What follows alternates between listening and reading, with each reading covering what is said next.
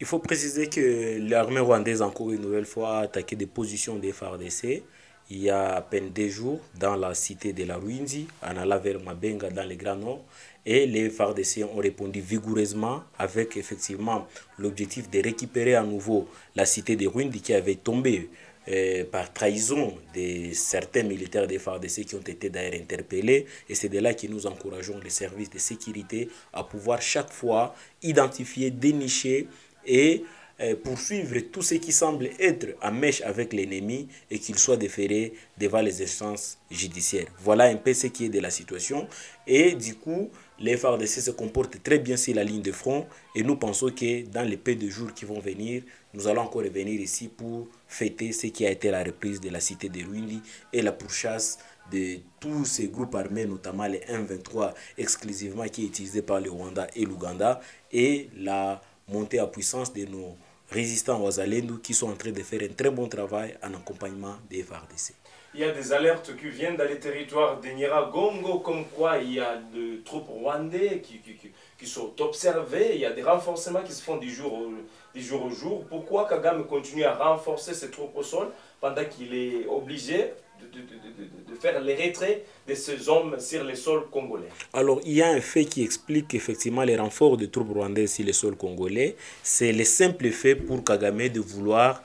aller à la table des négociations en position de force. Donc pour lui, la justification de pouvoir obtenir gain de cause si la table des négociations sera en train d'être justifiée par la présence de troupes rwandaises de manière effective dans les zones occupées aujourd'hui par les M23. Mais qu'à cela ne tienne, nous pensons que Kagame est en train de se tromper d'époque parce que la montée à puissance aujourd'hui avec l'appui militaire de la SADC, de la MONUSCO et de Wazalendo qu'il y a en place, en tout cas nous craignons que la chute de Kagame du Rwanda puisse être fatale parce que nous l'avions toujours dit et nous continuerons à le dire que si jamais le Rwanda aujourd'hui accepte de retirer ses hommes et ses troupes au sein de M23, ce n'est plus rien qui restera parce que nous savons tous que c'est le Rwanda qui est derrière cette guerre, c'est Kagame, c'est Museveni à travers également les moyens stratégiques qu'il donne aux rebelles du M23 et nous à notre niveau, nous continuons à demander à nos institutions, à la population congolaise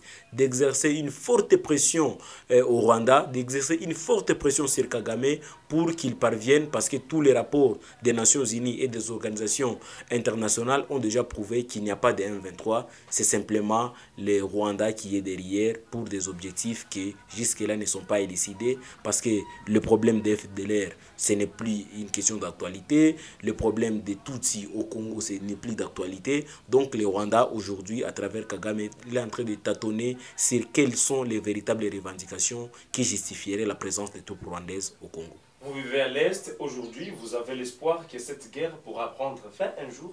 Bon, il y a le président Kabila de l'époque, Mouzé, qui avait dit que cette guerre pourrait être longue et populaire, mais elle finira de là où elle était venue. Et nous savons tous que la guerre était venue au Rwanda, et c'est de là où la guerre finira encore et toujours. Il y a plusieurs tentatives de rébellion, de sécession,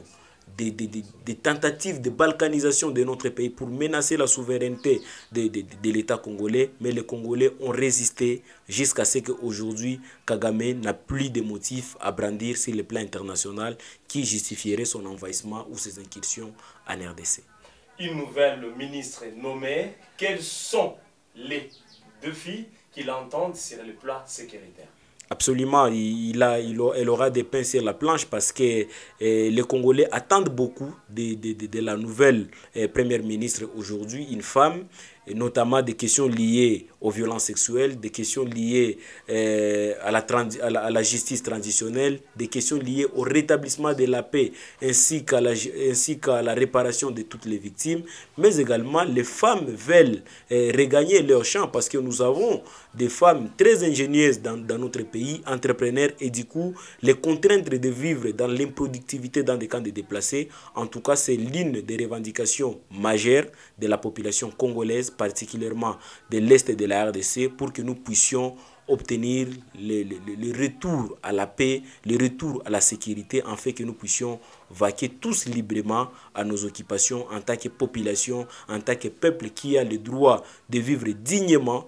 le droit de vivre en toute liberté comme les autres peuples du monde. Et c'est de là que tout se joue en termes de défis, en termes de difficultés qui attendent la nouvelle ministre. Et nous la souhaitons toutes les bonnes chances pour qu'elle devienne vraiment l'une des femmes qui pourrait également être couronnée prix Nobel grâce aux efforts qu'elle aura à fournir comme une femme qui va aider les pays à retrouver la paix, la sécurité, surtout qu'elle devra se pencher du côté de toutes les difficultés que traversent les femmes congolaises, de violences sexuelles, des questions de discrimination,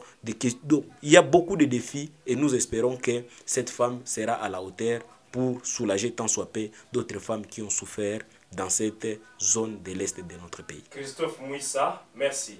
C'est moi qui vous remercie.